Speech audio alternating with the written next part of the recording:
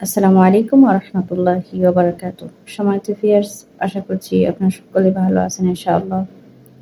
আলহামদুলিল্লাহ, আল্লাহ পাক আমাকে ভালো রাখছেন। সম্মানিত ভিউয়ার্স, অলরেডি আপনারা সবাই জানেন যে যেই নিউজটা বাংলাদেশ সহ পৃথিবীর অনেকগুলো দেশের মধ্যে তাক লাগিয়ে দিছে, সেটা হলো জুনিয়র সাকিবের সাথে যেই অন্যায়টা করা হয়েছে, যেই শাস্তিযোগ্য অপরাধটা করা হয়েছে সেটা। সম্মানিত ভিউয়ার্স, এখন হয়তোবা আপনারা যারা আমাকে চেনেন অনেক আগে থেকে, হয়তোবা আপনাদের মনে প্রশ্ন থাকতে পারে যে তাহলে কি তুমি এইসব ধরনের অন্যায় অপরাধ করা মানুষগুলারে তুমি সাপোর্ট করো নাকি, তাদের ফ্যান ফলোয়ার নাকি? যদি আপনি আমাকে এই প্রশ্নটা করেন তাহলে অবশ্যই অবশ্যই অবশ্যই আমি বলবো যে আমি এইসব কোনো কিছু জীবনে সাপোর্ট করবো না, করি না। এবং যারা সমাজের বুকে কন্টেন্ট নাম দিয়ে বিভিন্ন রকম অশালীনতার মাধ্যমে মানুষের সামনে বিভিন্ন মানুষকে উপস্থাপন করে থাকে বিভিন্ন বিষয় নিয়ে, আমি এসবের ফ্যান ফলোয়ার না, আর কোনোদিন এগুলোকে সাপোর্টও করি না। তো আশা করি আপনাদের জবাবটা প্রথমে পেয়ে গেছেন। এখন আসেন যে আমি কথাটা কেন বললাম, জুনিয়র সাকিবের বিষয়টা কেনই বা আমি বলতে চাইতেছি। সম্মানিত ভিউয়ার্স, একটা কথা সবসময় মাথায় রাখবেন, মানুষ যতটা অন্যায় করে, যতটা অপরাধ করে এই পৃথিবীর বুকে, সমস্ত অপরাধেরই কিন্তু শাস্তিও আইনগতভাবে আছে। আপনারা যদিও বাংলাদেশেরটা আমরা মানি না, যে বাংলাদেশে কোনো রকম সঠিক বিচার আশা করাটা এটা এক ধরনের স্বপ্নের মতো। যাই হোক, তারপরও বলতেছি যে প্রত্যেকটা মানুষ যখন অন্যায় করে, যখন অপরাধ করে, সেই অপরাধ অনুযায়ী তার একটা শাস্তিও প্রাপ্য থাকে। এখন আপনি ভাবুন যে জুনিয়র সাকিব, মনে করেন যে তার অন্যায় আছে, তার অপরাধ আছে, তার ভুল আছে, এবং সে মানুষ হিসেবে ভুল হওয়াটাই স্বাভাবিক। আমরা সবাই জানি যে মানুষই তো ভুল করে, ভাই, ফেরেশতা তো না, তাই না? এখন জুনিয়র সাকিব মনে করেন যে একটা অন্যায় করে ফেলছে, যেটা একদম কষ্ট লাগার মতোই করে ফেলছে। এখন এমন কি অপরাধ করছে যে তার জীবনটা এরকম ভাবে বরবাদ করে দেওয়াটাই ছিল তার একটা সমাধান? কি বলবেন আপনি? এই যে মেয়েটা শিখা, তার কিন্তু আগের 2টা না 3টা স্বামী ছিল, এবং তার আগের বাচ্চা কাচ্চাও আছে। বাচ্চাগুলো কিন্তু আমার মতো অনেক বড় হয়ে গেছে। তার বড় ছেলেটার বয়স প্রায় আমার মতোই হবে এরকম। তো কথা হচ্ছে যে এই শিখা মেয়েটা সাকিবরা অনেক ভালোবাসতো, এটা আমরা সবাই শুনছি, জানি, এবং আমি মন থেকে স্বীকার করি যে ওই মেয়েটা সাকিবকে ভালোবাসতো।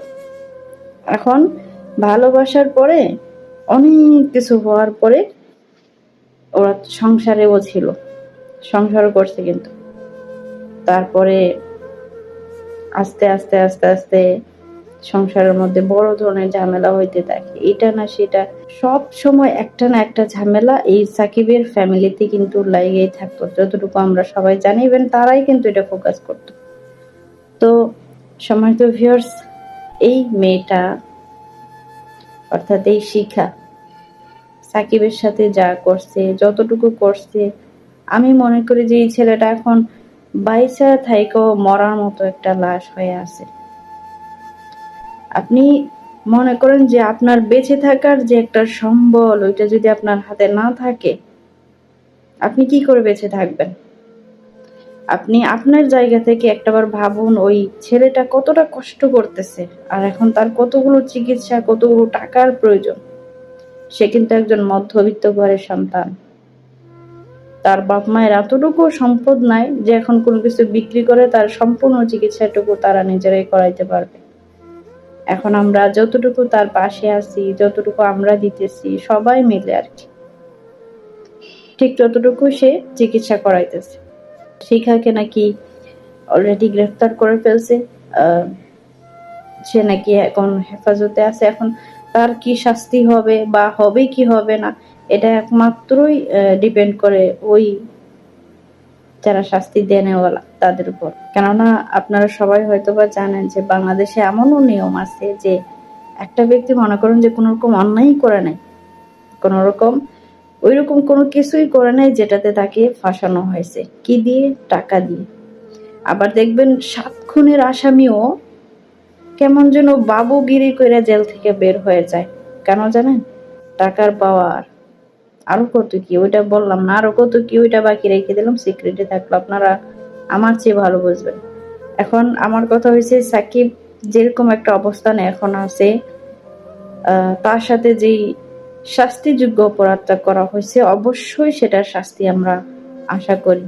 কেননা এরকম ভাবে যদি বিশেষ করে বাংলাদেশ চলতে থাকে, তাহলে দিন দিন এর হার কিন্তু অনেকটাই বাইরে যায়। আপনারা ভাবতে পারেন, যেরকম ভয়ঙ্কর অবস্থা সিস্টেম আর রুলসে যদি পরিণত হয়, তাহলে কি একটা অবস্থা হবে। আমার ভাইগুলোর কোনো সিকিউরিটি অর্থাৎ কোনো নিরাপত্তা থাকবে কিনা। তো আসলে গাইজ, আমি কথাগুলো অনেকটা কষ্ট পাওয়ার পরেই বলছি। তো আমরা আশা করি এরকম ভয়ঙ্কর কাজকর্ম নারীদের অবশ্যই এবং অনতিবিলম্বে তাদের শাস্তি হোক। ঠিক যেরকমটা তাদের শাস্তি প্রাপ্য থাকবে, এরকমটাই হোক। আর বেচারা সাকিবের জন্য আপনারা সবাই দোয়া করবেন, আমিও মন থেকে দোয়া করি। কেননা সেও একজন মায়ের সন্তান, তার অন্যায় অপরাধ আছে, আমরা সেটা মানি, কিন্তু এরকম কোনো অন্যায় হয়তোবা সে এখনো করে নাই, যেটা থেকে তার পুরো জীবনটাই এরকম ভাবে নষ্ট করে দেওয়ার মতো একটা সমাধান ছিল। তো সম্মানিত ভিউয়ার্স, আপনারা সবাই ভালো থাকবেন, সুস্থ থাকবেন ইনশাআল্লাহ। আর কোনো রকম অন্যায় অপরাধ করবেন না, কোনো মহিলাদের সাথে বিশেষ করে এরকম কোনো রকম